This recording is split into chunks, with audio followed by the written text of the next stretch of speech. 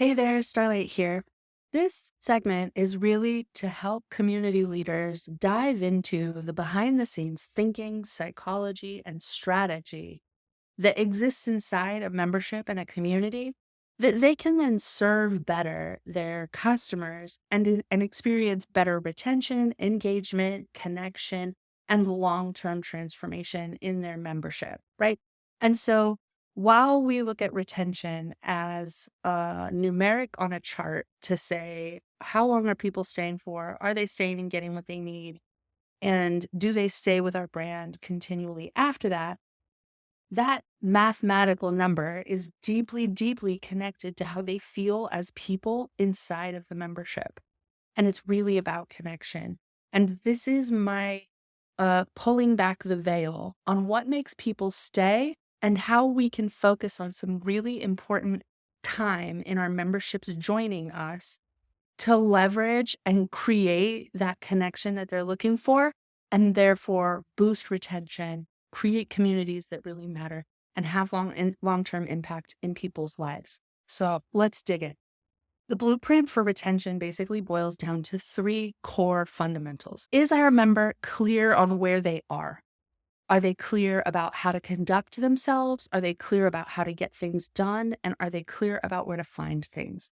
When somebody is oriented to their space, it makes them feel safer and like they're in more control of what's happening to them. And that's definitely a vibe we want to cultivate inside of a community, right?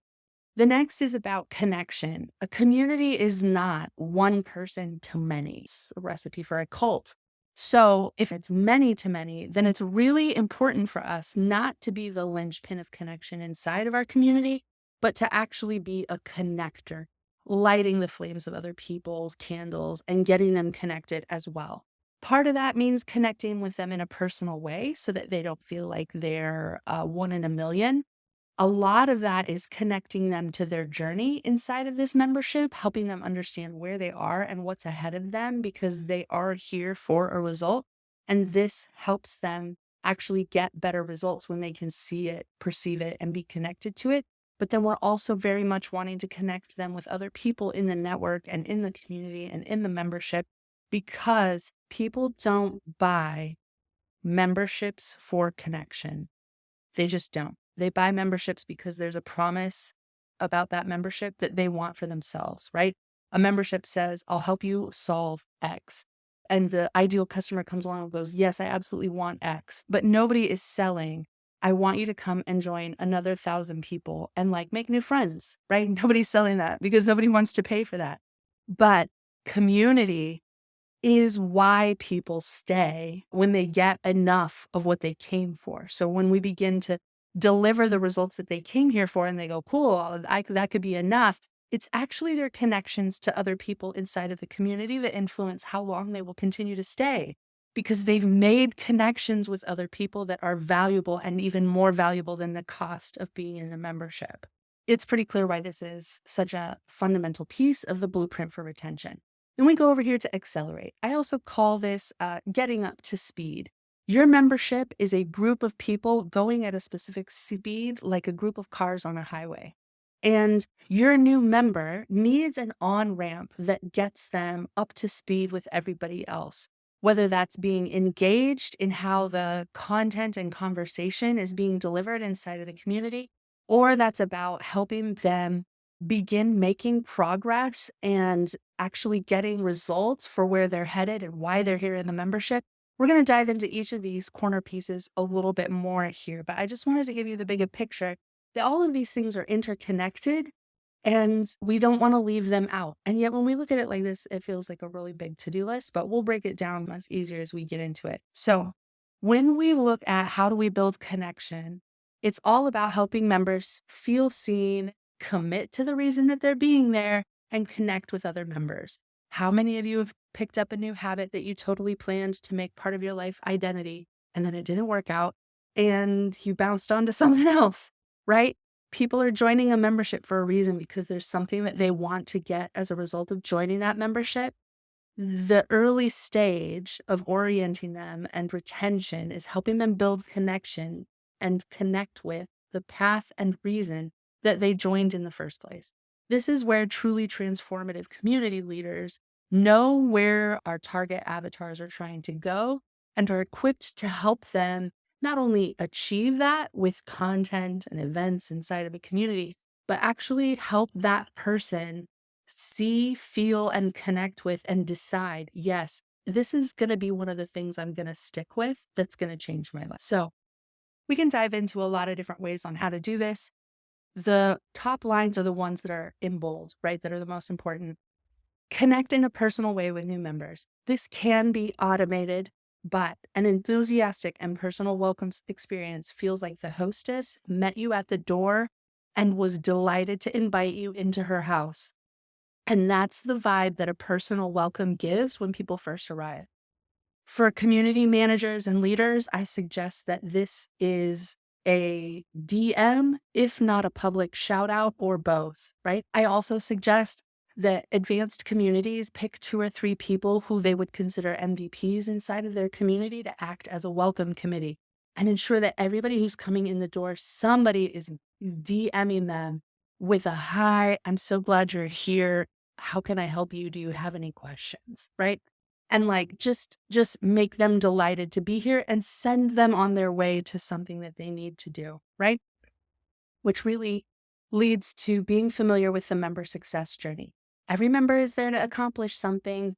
The leaders of that community know how that something happens. This may need more documentation inside of your community if this isn't something that you can point to as a resource that everybody's kind of agreeing to.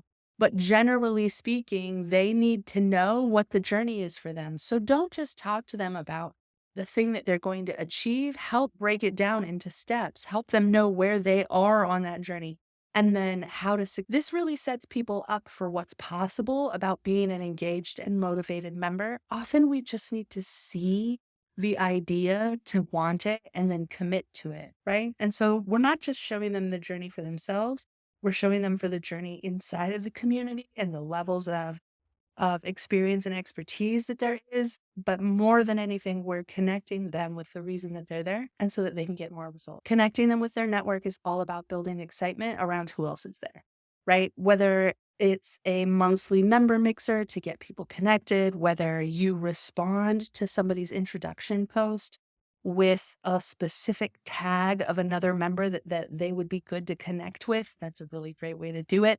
Making 2 or 3 specific introductions to other members is definitely a way to accelerate connection. And it also speaks to the culture of your community by like, this is how we do things, right? We reach out, we connect, we don't isolate, we don't go into a hole. We're not all here by ourselves. We're not just numbers, right? And then there's also the element of we want people paying attention to the leaders of the community because that's where the core content and acceleration is going to come from. But we also want to connect them with other people that might be consistently posting interesting things or be a part of something bigger inside the context of the community. Because, again, building that connection is absolutely essential. And you don't want to be the choke point inside of somebody's connection so that, if you need to take some time off or your role inside the membership changes, suddenly nobody's connecting, nobody's engaging because nobody was connected outside of that one individual. The next part of this, it's pretty straightforward, getting oriented and comfortable to their space. In the culture, it's sharing rituals of the space, showing new members how to act. We talked about in our house, we do this. When we do this, it helps get people in line much quicker than saying, this is our rules and do not disobey or we will throw you out. There's a serious energetic dynamic around that and you can do as you please, but usually demonstrating by acting it out and sharing in advance of somebody totally blowing it sets the community up as a whole, not to become divisive when somebody acts out of line. And it also means that you're not the manager having to stomp or that's an inappropriate post. This isn't the right forum. We don't want any of that shit on your day-to-day business. And the way to solve that is by upfront being very clear about the rituals of the space And this is done well by connecting them with more mature members who can answer questions on how to get things accomplished, or if they're not sure on how to conduct themselves. It's more of a friendship and mentorship relationship rather than like a policing and rules and how dare you and moderation activity. Obviously, it's really about setting clear boundaries, expectations, but also, and please do not underestimate this, common values. Common values are the glue that keep community together because we can have a lot of differences, but if we all believe in one set of common outcomes and values together, our differences can be superseded by the value of that connection to our vision and our values as a whole. And so that's why it's so important for a community to communicate it and demonstrate its culture and values. And then there's also indoctrinating new members into the big vision. This is pretty clear, right? We're all here for an individual transformation, but what comes next? What are we all aligned to? What are we all working towards? What do we agree on? This can be absolutely transformative. And yet sometimes it can be the squeamiest place for community leaders to lean in and document and set up a vibe around it. But just know that it's actually a safety mechanism for your members, creating a safe space. And it's a scaling mechanism because when you have everybody in alignment inside of your community on what the culture of that community is and what the rules and values of that community is, when you influx 200 new members into that community, you don't dilute that culture and lose it because it was offset by people who don't know how to conduct themselves in a group of people who also didn't know how to conduct themselves, right? Systems, this is super freaking straightforward. I think like it's really important to set expectations about notifications so that people don't unsubscribe to the stuff that's important. And so that means we need to tell them that we'll only alert them about specific things and the difference between an email alert and a platform pop-up and give them some guidance on how to navigate the system of the community. And you'll find that you have way less problems with people not feeling like they know how to get things done. But you'll also be able to be really clear on guiding people on how to get help, because that's one thing that many people don't know how to do when they get into a community. And if they don't know how to get help, they're gonna mess up doing it the first time. And then a lot of people will do it, and the leaders of the community will get fed up and tired because nobody's using the process or signing up for the events or RSVPing for the thing. You know what I mean? And so set clear guidance on how system works and what you expect in regards to how they navigate and complete core activities that are essential to your membership. This is pretty specific per community, but the moral of the story is clarity and transparency around what to expect and how to access things that they might need in a stressful situation, meaning something is not working, they've run into an obstacle, they really need help. Like if you tell them that there are resources for them when they're going to feel that way, then you'll be able to really boost retention because you're basically saying, here's the backup plan for if things go off the rail. And when you say that to somebody, it makes them feel so much more situated and at home in a space. And it gives them the confidence to go, okay, if something goes crazy right now, I know how to get help to handle it, right? It's such a great and safe space to be. And it's just great for everybody all around. And then content. This is about where to find what it is they need, things that may vary about that content, like just set expectations on how to show up on video or if they're coming to the space, can they join on camera? Where should they start specifically relevant to all the content? We know that overwhelm is one of the biggest reasons people unsubscribe to memberships. And often it's because there's not what feels like a clear guide on where they need to go based on their current place in the path. And so any sort of orientation that can be done around this, both systematically or manually by community managers, is all freaking golden. The last little piece of this is really about accelerating progress and immersion into the community. Again, this is about getting them up to speed, deliver a quick win, help them get amazing results, and leave the wallflower life behind. That means we want to get them posting and engaging as quickly as possible. Yes, there are lurkers in communities, but so many of them are lurkers because they were never explicitly invited. And a membership thrives and it is engaged because people see the value of their contribution as much as they see the value of the content inside of the community that they are consuming. So what this looks like in practice is as soon as possible, get them posting and engaging inside of the community, answer questions, share praise, respond to engagement with open loops, meaning that like you should never really be the last person in the conversation. They should be the one that goes, okay, done, bye. And so it's always like, oh my God, that's amazing. Have you met Jennifer, who also does that? Conversation, chat, right? Like that's an open loop versus like, hi, so glad you're here. Thanks for introducing yourself. That is a closed loop, right? And so respond to engagement with an open loop. When we look at engagement, these are the things that we really want to focus on. Always answer questions with a proposed next step. Meaning, if somebody goes, I don't know how to blah, blah, blah, we go, great, you can find it over here. When you're done watching the video, let me know what you think, right? That's this sort of like proposed next step.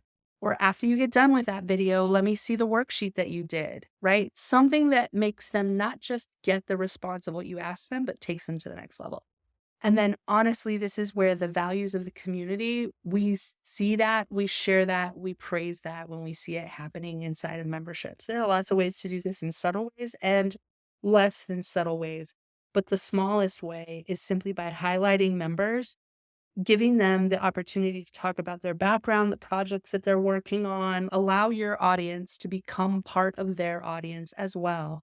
But then when we say, this is why we featured someone, ensure that you're talking about the recognition and praise that they get for demonstrating their amazing contribution to the community and the values of the community itself, right? Momentum, deliver a quick win. This means quick. This means in the first week that they are a member, what can they do that would help them feel like they made great progress? How can you reward them for taking action with little cookies? How are the first 3 steps of the journey for them to begin getting results practically effortless? And then build a dose into member experiences. This is kind of an advanced bit of thinking here, but dose is dopamine, oxytocin, serotonin, and endorphins, right? And we can get a dose by like jumping up and down, singing, meditating, and hugging and moving our body, right? Like there's a way in which the physicology of our bodies can be built into member experiences that really help boost somebody's momentum along their journey. And then of course, it's all about results, upsell opportunities to get it done faster, right? Here's the thing. A membership's not for everybody. It's a great proving ground for some people to find out if they like to work with somebody more. But if they don't know that there's a next step or an opportunity to get it done faster and easier, will they? So we tell them that there is, we show them the journey and we say, by the way, when you're ready to get this done faster and easier, here's the way to do it. But we also accelerate them getting results by sharing examples of other people winning, because it's always inspiring to see somebody else's progress. Because when somebody's in the membership that somebody says, oh my God, this membership changed my life and now I'm XYZ. And person B is like, I really want that. This level of seeing other people win will accelerate their own results because they're more likely to commit to the journey and make progress, right? Find a way in a minor way, in a systemized way to track member progress and experience, right? Again, we don't want people to feel like they're a number. And when your membership gets a lot bigger, it'll be important for there to be some customer satisfaction understanding around their progress and their coaching. And so finding a way to keep track how people are doing and getting their feedback on their experience will get better results for them. And then every now and then, schedule a low-key check-in with your freaking members. Pop into the DMs and just go, hey, how's it going? If somebody's massive registration or renewal of their program is coming up, and they stopped making progress 8 weeks before their renewal started popping up, it shouldn't be, you should be popping into their inbox 6 weeks before, 2 weeks after we notice there's no progress to go, hey, how's it going? Everything all right? I see you stopped making progress. How can we help you? Right? And things like this will accelerate results that you won't believe. And they're actually really powerful ways to help your members get results and just be a community that leads the industry by the level of results that your community gets. And in this context, scheduling the low-key member check-ins just means like, I don't know, put your members on a list, break them into contact every 6 weeks and make it randomize itself and pop into those people's DMs and just have a list of people that your community managers pop in to DM them and say, "Hey, how's it going?" or touch base, but re-engage them on the platform and see if you can figure out how things are going and make note of the important examples and cycle it back into the blueprint for retention. Okay, you get it. This is something that I could talk forever on and that you could dive in pretty deeply into. So if you have questions about this, let me know. Wishing you all the best. Thank you so much for joining me.